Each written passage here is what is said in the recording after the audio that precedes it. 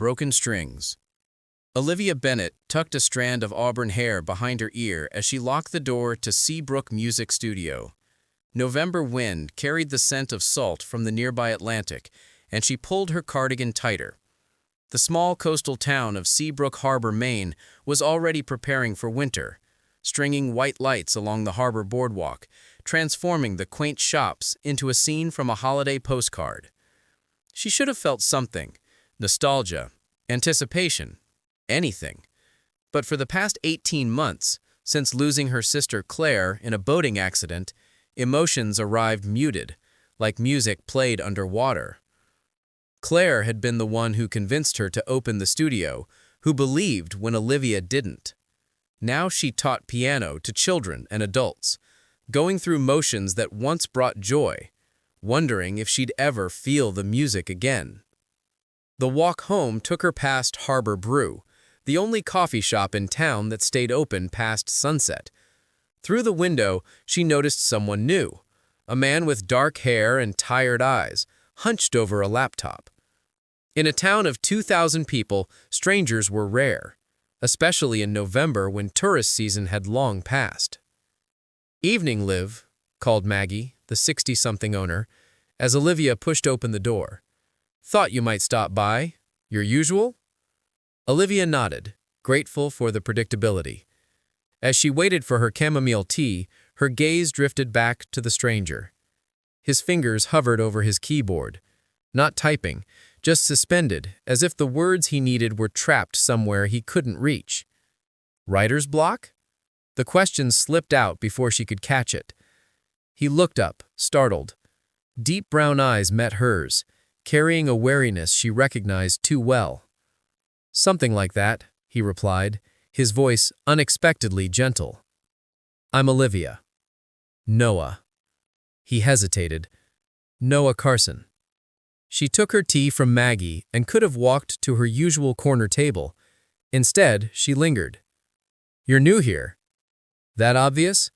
A hint of smile crossed his face, so brief she almost missed it. "We don't get many newcomers in November.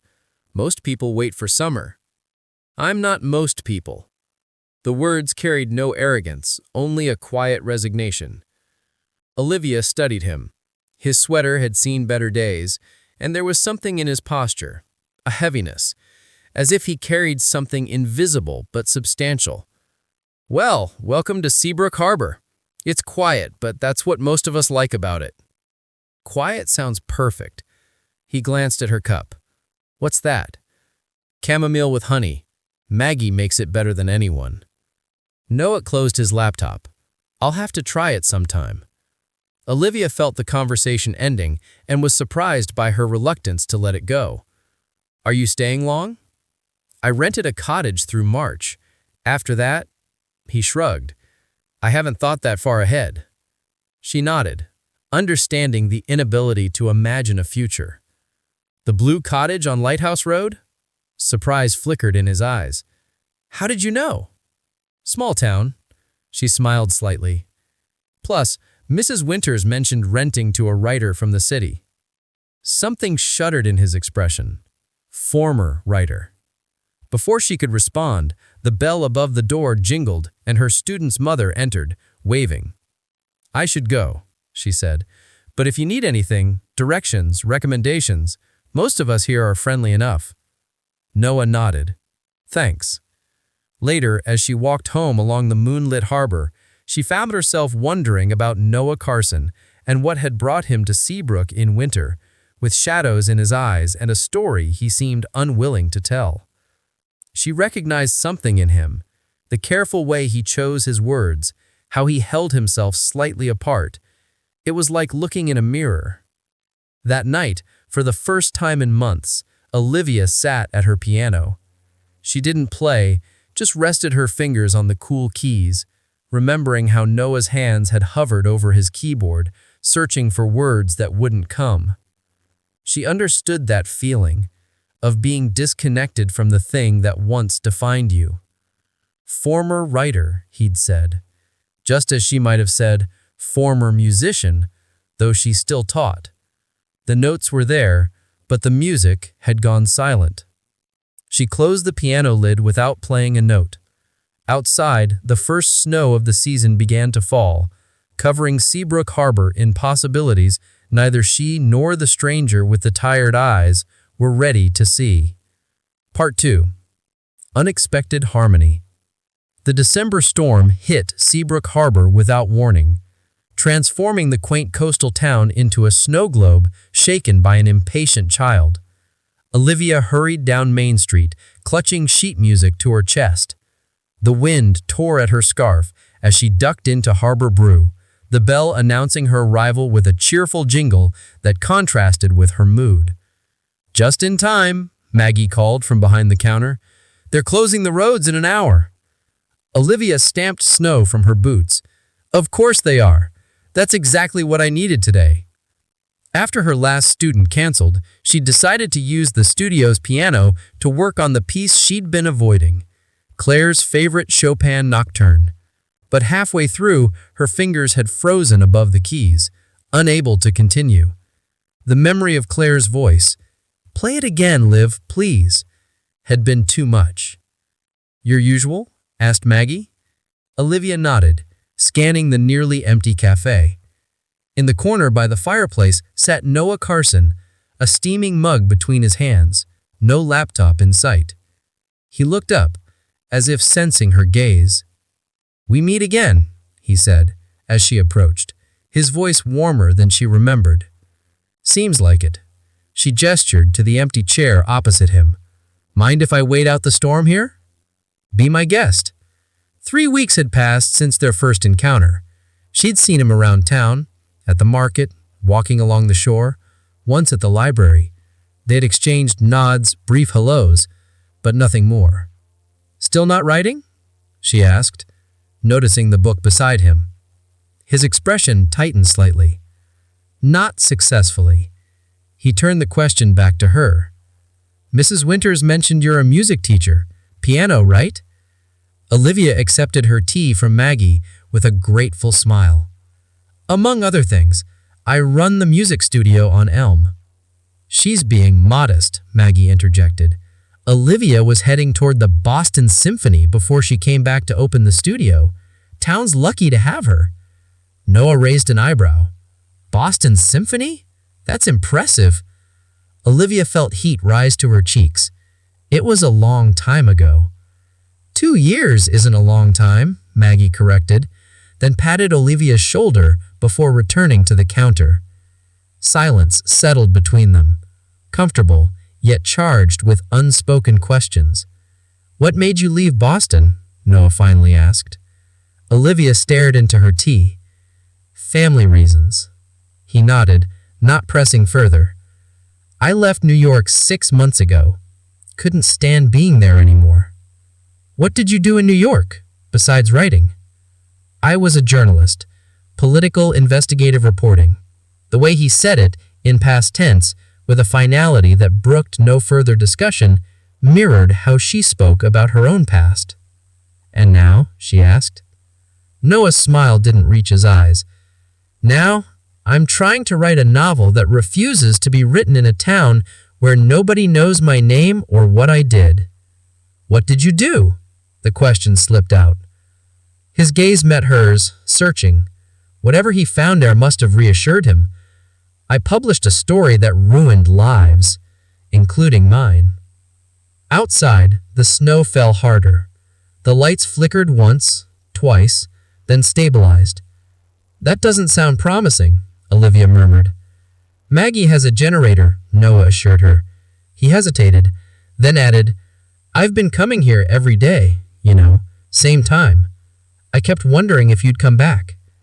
The admission surprised her. "I usually practice at the studio after my last student." "You play for yourself?" She looked away. "Not really. Not anymore." Noah seemed to understand. "There was a time I couldn't go a day without writing something. Now, you sit with a blank screen and wonder where it all went," she finished for him. Their eyes met across the table, and something shifted between them.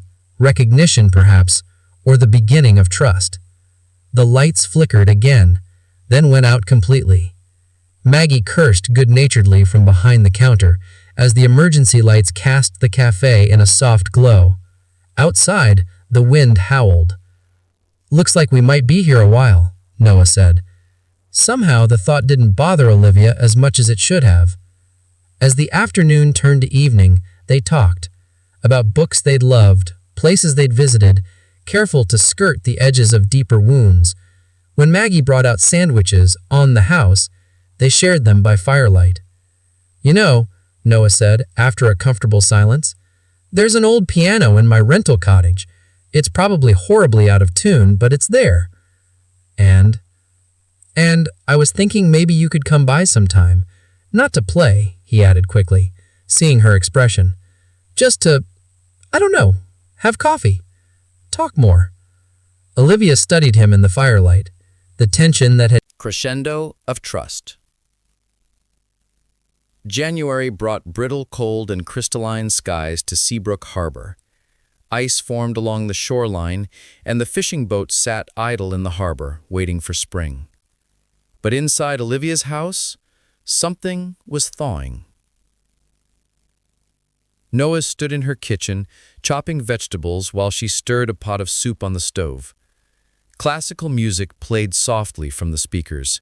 Debussy, his recent favorite, since she'd introduced him to the composer's work. "You're getting better at that," she observed, watching his methodical knife work. "Better than the first time, at least," he grinned, recalling the night he'd nearly sliced his finger attempting to make dinner for her.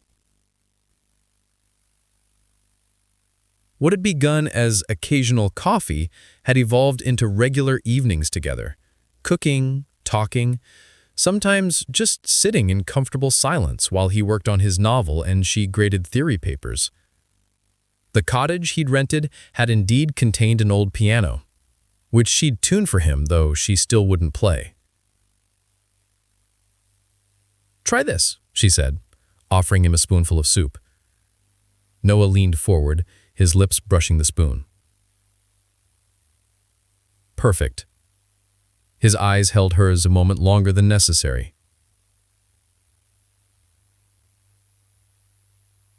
These moments had been happening more frequently, lingering glances, fingers brushing while passing a book, standing close enough to feel the warmth between them. Neither had acted on it, both still cautious with their damaged hearts. "I have something for you," Noah said, setting down his knife and wiping his hands. He disappeared into the living room, returning with a small package wrapped in brown paper.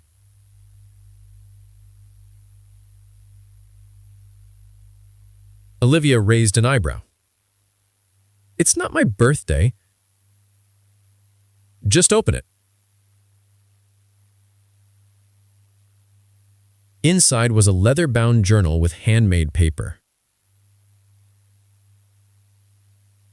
"It's beautiful," she murmured, running her fingers over the embossed cover.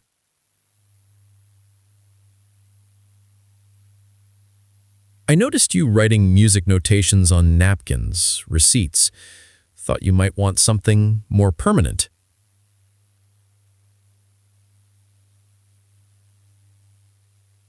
He hesitated. "The woman at the bookstore said it's good for composing."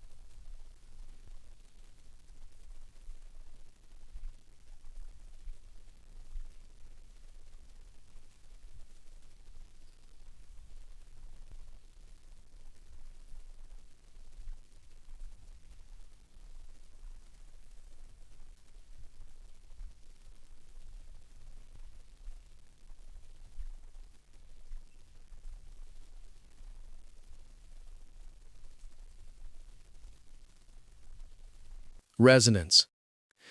The morning of Founders' Day dawned clear and bright, the first true day of spring after a long winter. Seabrook Harbor buzzed with activity as volunteers hung bunting along Main Street and set up tables in the town square. Olivia stood at her bedroom window, watching the harbor waters glitter in the sunlight. Her performance wasn't until afternoon, but already her nerves hummed with anticipation. Not because of the audience, she'd performed for far larger crowds in Boston, but because of one particular person who might or might not be there. 2 weeks had passed since Noah left. No calls, no texts, nothing but silence and the note she'd read so many times she'd memorized every word. "You look beautiful," said a voice from her doorway. Olivia turned to find her friend Darcy leaning against the frame, holding a garment bag. "The dress you ordered," Darcy explained, hanging it on the closet door. "Just finished the alterations." The dress was simple, but elegant, deep blue with a flowing skirt that would move with her as she played. Olivia touched the fabric gratefully. "Thank you." "Have you heard from him?" Darcy asked, sitting on the edge of the bed. Olivia shook her head. "Not directly, but his agent called the town council yesterday. Apparently, Noah's book was accepted by a publisher. It's why he's been away, finalizing the deal." "That's wonderful news," Darcy studied her friend's face. "Isn't it?" "Of course." Olivia turned back to the window. "I'm happy for him." But I don't know if he's coming back. The book deal's in New York. His life is there." Darcy joined her at the window. "Seems to me his life has been here for the past few months." Olivia smiled faintly. "We'll see." Hours later, as the celebration reached its peak, Olivia made her way to the small stage set up in the town square. Familiar faces smiled encouragingly as she took her seat at the piano. She scanned the crowd, searching for the one face she most wanted to see, but Noah wasn't there. Taking a deep breath, she placed her hands on the keys. The piece she'd prepared wasn't the one she'd originally planned, not Chopin or Debussy or any of the classical composers she usually favored. Instead, it was the composition she'd written the night of their argument, the one she'd simply titled Noah. The music began softly, tentatively, like their first meeting in Harbor Brew. Then it grew, building in complexity and emotion as it traced their story. The dissonance of misunderstanding resolved into harmony, the melody finding its way home even when it seemed lost. As the final notes faded, there was a moment of complete silence before the applause began. Olivia bowed, heart pounding, and then looked up to see the crowd parting. Noah stood there, dressed more formally than she had ever seen him, holding a bouquet of wildflowers. His eyes never left hers as he approached the stage. "That was beautiful," he said when she joined him, his voice hoarse with emotion. "Did you write it?" She nodded. "For you." "Liv, I heard about the book deal. Congratulations." "Thank you. But that's not why I came back." He offered her the flowers. "I came back for you." Around them, the celebration continued, but Olivia barely noticed. "What happened in New York?" Noah took a deep breath. "I talked to Marcus. You were right, he had been trying to reach me. And to Senator Lawrence. We're never going to be friends again, but..." He shrugged. "We found a way forward." "And the book?" "It's changed. It's still about what happened, but it's also about Seabrook, about finding your way back to yourself in a place you never expected to be, about falling in love when you least deserve it." Olivia's heart stuttered. "Noah, I know I should have told you everything from the beginning. I was afraid, not of your reaction, but of admitting to myself that I was still defined by what happened." He took my hand. "I'm not anymore. You helped me see that." "And New York?" she asked, the question that had kept her awake for 2 weeks. "Your agent, the publisher, they're all there." Noah smiled, really smiled, the way he had that first night after the snowstorm. "I can write anywhere, but this," he gestured between them, "this I can only find here, with you." Olivia studied his face, seeing the changes these months had wrought, the easing of tension around his eyes, the confidence in his posture. He looked like a man who had finally stopped running. "I love you," he said simply. "I think I have since that first day in Harbor Brew when you asked if I had writer's block." Olivia laughed, tears threatening. I loved you during the blizzard when you listened to me talk about Claire without trying to fix anything." Noah pulled her close, his forehead resting against hers. "So what happens now, Olivia Bennett?" She smiled, her hands finding their way to his face, tracing features that had become as familiar as her own reflection. "Now we start a new story. Together." When he kissed her, the applause from the crowd around them seemed distant, inconsequential. All that mattered was this moment, this man, and the music they'd found together. A melody of second chances neither had been looking for, but both had desperately needed. Later, as twilight settled over Seabrook Harbor and lanterns illuminated the town square, they danced under the stars, her blue dress swirling around them. "I finished the book," he whispered against her hair. "How does it end?" Olivia asked. His arms tightened around her. "It doesn't. That's the point. Some stories don't end, they just change, become something new, something better." As if on cue, the band began playing a slower song. Noah led her to a gentle sway, their bodies moving together with practiced ease. "Play for me when we get home?" he asked. The word home settled in Olivia's heart, warm and right. "Every day," she promised, "for as long as you want to listen." "That might be a very long time." She smiled up at him, seeing their future in his eyes. "I'm counting on it," she said, and kissed him again as the music played on.